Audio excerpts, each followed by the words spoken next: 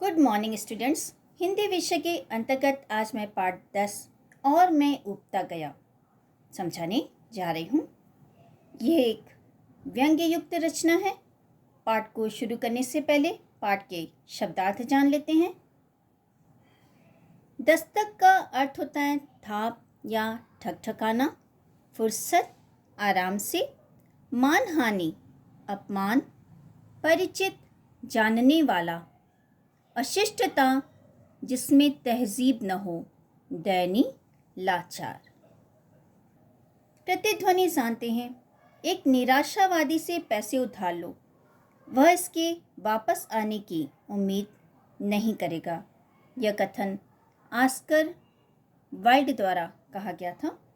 तो शुरू करते हैं आज का पाठ। और मैं उबता गया। मई का महीना था। भयंकर गर्मी हो रही थी। लेखक दोपहर का भोजन करके लेटा हुआ था। बाहर आग बरस रही थी, यानी बाहर बहुत गर्मी थी। भीतर पंखा भी गर्म हवा कमरे में बांट रहा था। पंखे से भी ठंडी हवा नहीं आ रही थी। लेखक बेचैनी में लेटा थोड़ी नींद लेने की कोशिश कर रहा था।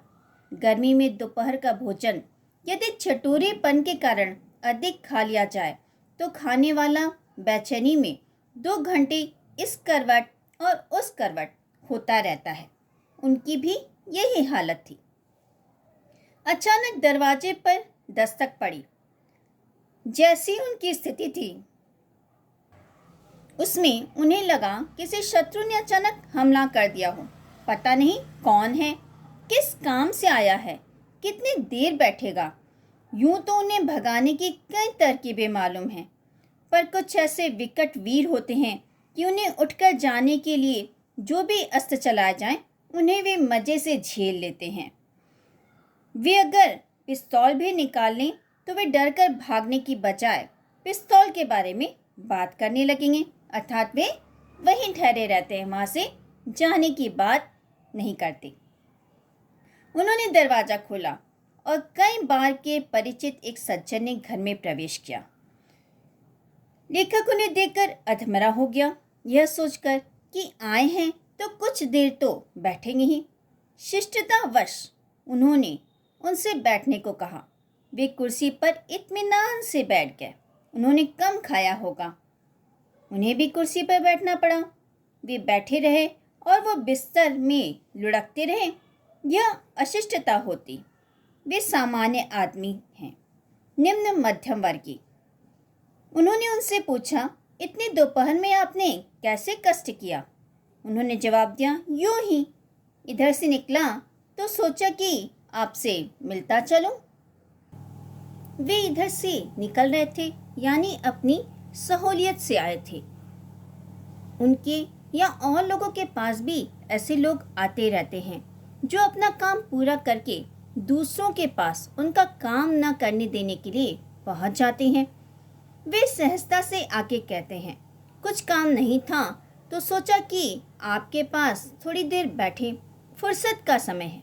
उनका तो फुर्सत का समय है जो लेखक के पास बिताने आए थे, पर उनका काम का समय था। वे कागज कलम रखकर उन्हीं की तरह फुर्सत में हो जाते हैं। उन सज्जन ने बात शुरू की। अमेरिका हिंद महासागर में अपना सैनिक अड्डा बना रहा है। इससे पूरे एशिया को खतरा है। सुना है कि अणु शक्ति से युक्त मिसाइल भी आने वाले हैं। उन्हें उस वक्त एशिया की बिल्कुल चिंता नहीं थी।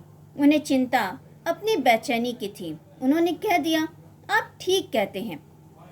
उन्होंने बात फिर चालू रखी, यदि इधर अमेरिका सैनिक अड्डा बनाएगा तो रूस क्या चुप बैठा रहेगा?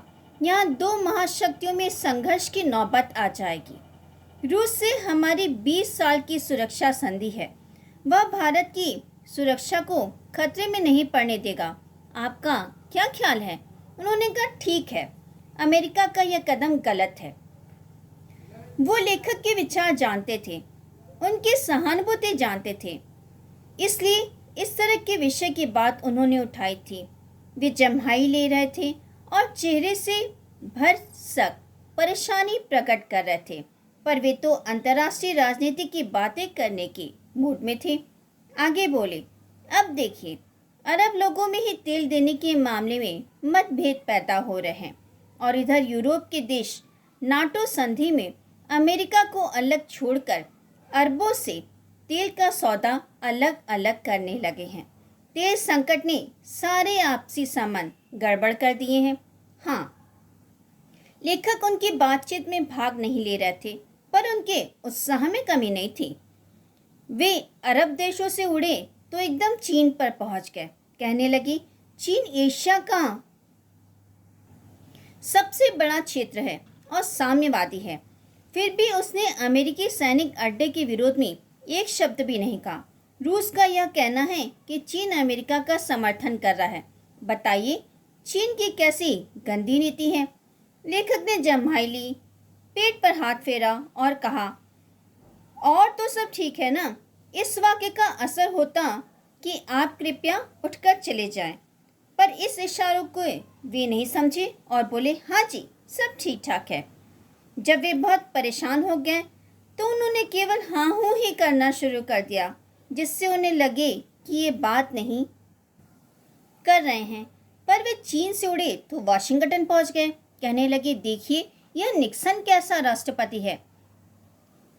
वाटरगेट में फंसा हुआ है, टेप चुरा कर रखे हुए हैं, अदालत की मानहानि करता है, आयकर की चोरी करता है और कहता है कि मैं इस्तीफा नहीं दूंगा। कैसा बेशर्म राष्ट्रपति है। उन्होंने धीरे से आवाज निकाली, हम।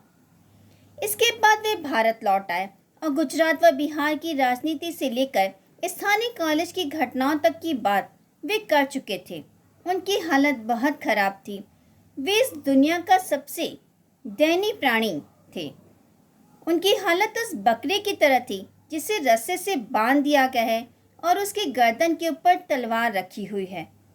वे अब उठ बैठे और अंगड़ाई लेकर बोले, और तो सब ठीक है, कोई खास काम तो है नहीं, जरा 10 रुपए दे दीजिए, परसों लौटा दूंगा। लेखक भक्क रह गए। वे मुझसे आते ही कह देते, अर्थात लेखक से वे आते ही कह देते तो वे उन्हें 10 रुपए दे देते, पर उन्होंने उनके राजनीतिक विश्वासों की इतनी लंबी भूमिका बांधी, वाशिंगटन से लेकर मास्को तक के चक्कर लगवाए। उन्होंने उन्हें फौरन रुपए दे दिए और वे ये कहते हुए चले गए कि परसों ज़रूर लौटा देंगे। वे फिर से बिस्तर पर लुढ़क गए। उन्हें दुख भी था कि यह आदमी इसके लिए इतना परेशान हुआ। तो बच्चों, इस कहानी से हमें यह सीख मिलती है कि हमें दूसरों का समय व्यर्थ ही बर्बाद नहीं करना चाहिए।